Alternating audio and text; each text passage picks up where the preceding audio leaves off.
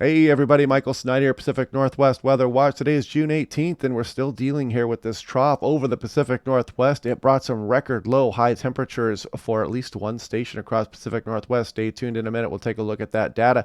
You can see the southerly flow on the eastern portion of this trough coming up across Utah, Wyoming, Montana. There's a marginal risk for some severe thunderstorms across portions of Montana today, and some general thunderstorm threat for much of the Pacific Northwest otherwise. And they're doing the snow melt now, Wyoming, Colorado, Montana, the Rocky Mountains here. So any kind of additional precipitation can cause additional flooding concerns. We do have a flood watch for portions of Washington too, the Northern Cascades. So we'll take a look at that here in a moment. And you can see that flood watch here for the Okanagan Highlands and just some of the east slopes of the North Cascades here. There's some hydraulic concerns with that snow melt that's going on through Montana and Wyoming, Colorado.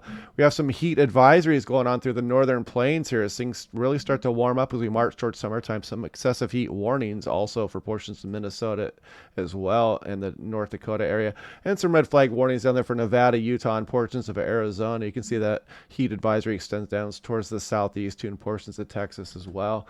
So taking a look at this is that flood watch is in effect here for portions of north central and northeast Washington here. Excessive runoff from slow-moving showers and thunderstorms may result in flooding of creeks, streams, and other low-lying flood-prone areas, especially the burn scar areas. Watch out for mud and rock slides also. So this is looking at that marginal risk here. Not any tornado threat today for Montana, but there still is that wind and hail threat. And you can see general thunderstorm risk does include eastern Washington, eastern Oregon, and just east of Medford there down into northern California here. So this is day two, pushes off a little bit further east. Still includes Spokane, just east of Pendleton there as that marginal risk for severe weather moves mainly east of the Rockies here. Now, looking at day three outlook here, you can see this moves well off into the Idaho Panhandle and western Montana here too. And we'll check out this next trough coming up here in the next day or two to see what kind of activity it's going to bring us as it passes by the region here. It's still, the models are in some flux on handling the position of this next trough and the strength of it as well. So looking at Seattle, Tacoma yesterday, look at the maximum temperature was 57 degrees. That is the all-time record low high temperature for the date. The old record was in 2007, I believe. I think it was 58 degrees. So we have the coldest June 17th ever at SeaTac there. Got 1600ths of an inch of rain. So a little bit less than some of the models were saying, but still a fairly rainy day during the day yesterday. And checking this out, you can see that just pathetic high temperature we had yesterday, 14 degrees below average. Again, the all-time record low high temperature for SeaTac on June 17th. Well below average. We're going to remain so here for at least the next couple of days here too. But there is some hope for the extended forecast, so stay with me here. And this is the METAR observations here. You can see that we only got to 13.9 here. Let's see if I can figure that one out really quick here. Where'd it go? There we go. The high temperature, 13.9 Celsius. 15 is 59, so that's 2 degrees below that. 57. And you can see the glory of the aviation forecast here. It's like a different language here, giving you visibility, ceiling height, temperature, pressure, sea level pressure, high and low temperatures, precipitation amounts, pressure tendencies, all kinds of good stuff in there. But here was that old record low high of 58 in 2007. We broke that one yesterday for Seattle. So anyway, now looking at the wrap here, you can see we do destabilize mainly east of the Cascade. That's why that flood watch is out here for northern portions of Washington. It probably would extend into British Columbia as well, especially burn scar areas. You can see instability build pretty well through portions of Montana as well for some strong to severe storms over there. But no thunderstorm threat risk for Portland, Seattle, or Vancouver during the day today. Now, looking at the forecast of what the Doppler may look like as we go through the day today, you can see some residual showers. Low clouds are going to be hanging around the Puget Sound. You can see some possible thunderstorm activity going through eastern Washington and Oregon. But look at some of these stronger storms as they roll through north of Helena, Montana here across the Canadian border towards Alberta. So they're dealing with these strong storms that can cause some potential flooding in some of these areas as well. So heads up for that, especially if you live out there or if you're traveling through that area. Now, this is the HRRR kind of showing the same thing here. You can see good agreement with those pretty strong thunderstorms developing through portions of Montana and eventually moving into Alberta this evening. And you can see the residual showers across the Puget Sound and western Oregon, and potential for just a lightning strike or two across eastern Washington, eastern Oregon. Now, checking out the high temperatures here, this is looking at the NAM 3KM. If we move this through today, really only gets us to about 59. That'll keep us out of the record low territory, but still very chilly, 12 degrees below average according to the NAM. As we go through the day today, you can see the heat well off into Montana, and we're getting the chilly temperatures here. Check out as we go through Sunday, we don't warm up that much either, only into the low 60s. Still about 10 degrees below normal, probably coming, and still below normal for eastern Washington, even though they will be significant warmer than Seattle or Portland areas on through the day Sunday. Here we go through Monday, and we warm up just a tad bit more through western portions. You can see some of the areas of southwest Oregon warming up a bit more, but still below average for Portland, Seattle, and Vancouver through Monday. Now, checking out the European here, let's just run this through today. So Saturday, you can see it does have us getting a little bit warmer than the NAM did, up into the lower 60s. Still about 9-10 degrees below average going through Sunday here. And you can see, again, only into the low 60s for Seattle, Portland, Vancouver. Nice and chilly. As we go through the day Monday, we warm up a bit more, mid-60s it's showing there. But as you kind of get the gist here, we're going to remain below average here through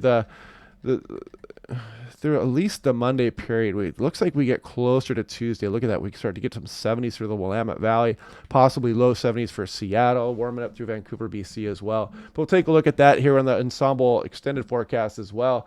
I wanted to show you this too, the NAM 3KM. This is the USA map here, and kind of showing you the heat that's building up across portions of Montana, the northern plains. The rest of the country bakes as we remain well below average here in the Pacific Northwest. And this is going on in through Sunday here. The heat just continues to build well up into Canada here on June 19th. And then you'll see that heat fluctuate again, the diurnal heating across the USA here as we start to warm up a little bit as we get towards Monday and Tuesday for the Pacific Northwest. So looking at the trough here across the West Coast, let's check out model agreement and see what we're dealing with here. As some ridging looks to build in as we go through Monday and Tuesday, but you'll notice we still get a good gradient here, some stronger onshore flow. So we're not going to warm up too much as we go through early next week. And then this trough's going to come down and try to settle over the Pacific Northwest or British Columbia here on through the day Thursday. But you'll notice this trough was stronger on previous runs, so that's backing off a little bit here on the strength of this trough as we go into later next week. As then another trough then takes up hold over just basically off the Pacific Ocean here, and you can see some pretty strong ridging over Alaska here. So we'll have to watch this closely, because any difference in position with this trough can leave us in a more offshore pattern here, and even a warmer pattern here as we go on in through next week and into early next week. Although the European does kind of show this trough meandering over the Pacific Northwest as we go on through early the following week. Now the GFS, let's see if it shows something similar here. The trough finally kicks out. We get some ridging going through the area. Here's that trough with the good gradient here, still bringing some onshore flow across British Columbia, probably into Portland. So we're not going to be dealing with too much of a warm-up through early next week, although it should be better than what we dealt with, especially yesterday. But you'll see this trough kind of hang through British Columbia here, and the GFS is in agreement with some strong ridging building over Alaska, and this keeps that trough further offshore, which would leave us warmer versus what the European is showing. So small differences, especially this time of year, will make big differences for our heat. Seattle, Portland, Vancouver, BC, Oregon, Washington coast as well, especially for eastern portions also. But then extended of GFS here kind of brings that trough a little bit closer, but this is 10-day period and too far out to get any meaningful details on at this point. You can see SeaTac here. Look at the GFS, warms us up nicely in through early to mid next week here. That trough not giving that much of an issue for our temperatures here according to the GFS. You can see that warm up start to occur on Monday back towards normal, and then even some above normal temperatures as we go on in through the extended. But we'll have to see, because the European does not agree with that. You can see we remain below average till about Friday when we get towards normal, and then maybe that ridging starts to build in depending on the position of that trough in the extended for next weekend to see just how warm we're going to get for Saturday, Sunday. The European here does show some above average temperatures, and it drops back down towards climatology in the extended, which is to be expected really at this time of year. tough to pick out exactly what kind of details we're going to get, especially when you're looking 2 troughs out. So look at Portland here, very chilly through Monday, then start to get up towards normal here, and then maybe a warm weekend the following week. So we're going to watch that one closely. This is the European for Portland. And this is for Wenatchee. You can see that warm up coming. So you can see just have to deal with a few more chilly days when we start to get up into the 70s for Wenatchee. Portions of eastern Washington going to warm up quite nicely as we go on through the extended. You just have to be a little bit patient here for the next few days, and summer is going to finally arrive for at least some portions of the Pacific Northwest. Now, this is an interesting chart here. This is the European weeklies here. This kind of shows a 6-hour max temperature. And you can kind of see we're dealing with this trophy pattern here, temperatures up around 60 degrees, but you can see the gradual warm up that occurs as we get into July, and even some 80-degree days showing in later July, and this goes all the way to the end of July here. But you can see that summer will come eventually here for the Pacific Northwest, Western Washington, Western Oregon, Vancouver, BC, and some of the coastal areas will eventually get summertime here. If you're looking here at the extended models, which just makes sense climatologically also.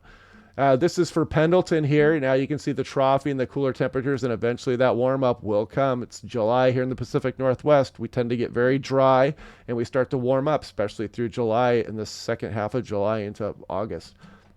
This is for Boise. Check out some of these temperatures. You know, summer is on its way. Look at the chilly temperatures keeping them down, upper 60s into the 70s, and then we're going to start to warm up here as we get through July. So just kind of giving you an idea of what happens here in the Pacific Northwest when the summertime comes around. Our precipitation really cuts off.